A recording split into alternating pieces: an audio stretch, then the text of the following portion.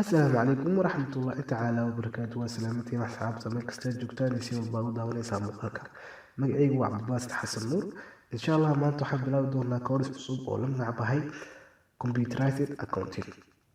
Marka cashirka ayaan ku qaadan doonaa howldhac ku saabsan Computerized Accounting-ka ee kusoo dhawaada muuqaalkeena.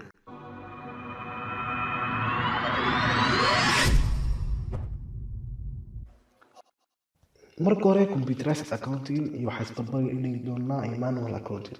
xilliyadii hore waxaa isticmaali jiray manual accounting oo ahayd wax walba in lagu qoro book, marka dhib badan ayaa jiray markii lagu qorayo book wax walba, maxaa yeelay transaction walba dhaca balance sheet-ka waa uu saameynaya, marka dhib badan ayaa laga qabay. laakiin alxamdulilah waqtiyadii dambe waxaa leedahay application ama software kuwaas oo loo isticmaalo accounting-ka, kuwaas oo daboolay baahi fara badan oo xilligaas jiray. marka intaas software-daas aan la gudbin, marka hore waxaan qaadan doonaa maxaa laga baahan yahay what is needed in this course. Course-kan maxaa laga baahan yahay markaa qaadanayso course-kan wax laga baahan yahay. kow, waxaa laga baahan yahay knowledge about accounting.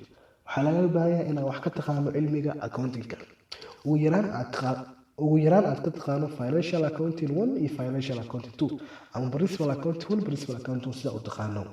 labadaas maado ama halkaas maado oo labada semester la kala qaato haddii aad taqaano, ama ugu yaraan aad hadeertan aad baranayso dhex uu ku marayo oo accounting wax ka fahamsan tahay maadadani waad la socon kartaa. laakiin haddii aad accounting waxba ka aqaanin oo aad rabto inaad barato computerized accounting, waxaa laga yaabaa inay waqti kugu qaadato. midda kaloo labaad lagaaga baahan yahay waxay tahay inaad computer haysato. to have computer inaad haysato lagaaga baahan yahay, maxaa yeelay maadadan kulligeed waa practical. okay, maadadan maaha maad theory wax walba waa practical, wax walba oo la sameynayo waxaa laga baahan yahay inaad markaas sameeyo aad gadaasheeda aad isku dayi karto inaad sameyso. inaad computer haysatana waa muhiim iyadana. halkan waxaan kusoo qaadan doonaa most used software ugu caansan ee la isticmaalo. kow, waxaa ugu horeeyo page 3. labo, waxaa ku xigo QuickBooks. waxaa kusii xigo kan saddexaad naqanayo DAP-easy. mid walba kooris gooni aan kasoo diyaarin doonaa insha allah. kooriskan qaybtiiskood waxaan qaadan doonaa guud ahaan page 3. kooriska qaybtiisa labaad waxaan qaadan doonaa QuickBooks. qayb saddexaad DAP-easy.